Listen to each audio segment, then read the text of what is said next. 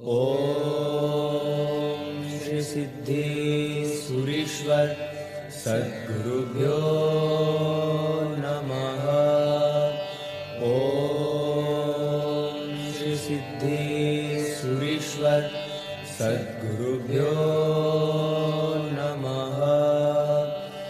ओम श्री सिद्धेश्वरीश्वर सद्गुरुभ्यो नमः।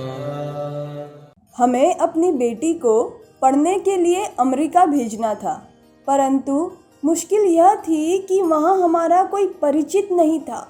जाने के पूर्व हमने उसकी सारी व्यवस्था कर दी थी। इसके बावजूद निकट का कोई स्वजन वहाँ न होने से मन में दुख हो रहा था। जाने के एक दिन पूर्व बेटी को लेकर हम दादा के साधना तीर्थ विद्याशाला गए। विनम्र भाव से हमने दादा के दर्शन वंदन जाप किए। दादा का स्तुति गान, स्तवना तथा 27 का पाठ किया। अंत में दादा को कहा, दादा आपके प्रभाव से सब कुछ ठीक से सेट हो गया है। वहाँ पहुँचने के बाद बेटी की सब व्यवस्था ठीक से हो जाए, इसका ध्यान आप रखना। सिर्फ आपके ही भरोसे हम अपने कलेजे के टुकड़े को इतनी दूर भेज रहे हैं। दादा भक्त हृदय की बात सुनते हैं और भक्तों का ख्याल रखते हैं, उनकी रक्षा करते हैं। इसका प्रत्यक्ष दृष्टांत मेरी बेटी है, मेरा परिवार है। मेरी बेटी अमेरिका के एयरपोर्ट पर उतरी और एक भाग्यशाली परिवार उसके पास आया। उन्होंने मेरा नाम लेकर उसे कहा कि तुम्हारे पापा से समाचार मिले थे, हम तुमको लेने के लिए आए हैं। बेटी बहुत ही सहजता से उनके साथ चली गई।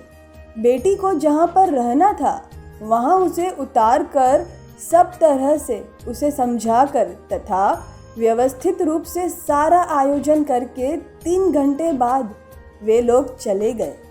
उनके जाने के बाद बेटी का फ़ोन आया।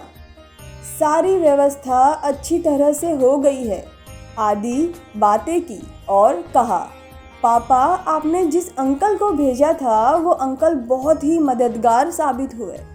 यह सुनते ही मैं तो आश्चर्यचकित रह गया। मैंने किसी को नहीं भेजा था, पर यह बात मेरी बेटी मानने के लिए तैयार ही नहीं थी। मेरे सिवा कोई भी इस बात को मानने के लिए तैयार ही नहीं था कि दादा इस तरह मदद कर सकते हैं।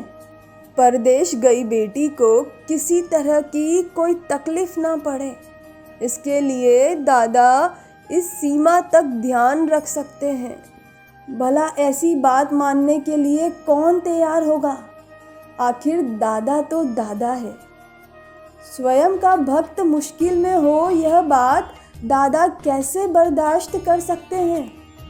मन्नतों के कच्चे धागों में मैंने पक्का सा बांधा है तुम्हें। मन्नतों के कच्चे धागों में मैंने पक्का सा बांधा है तुम्हें। मुझे किस्मत पर नहीं, तेरे दर पर भरोसा है मेरे गुरुवर।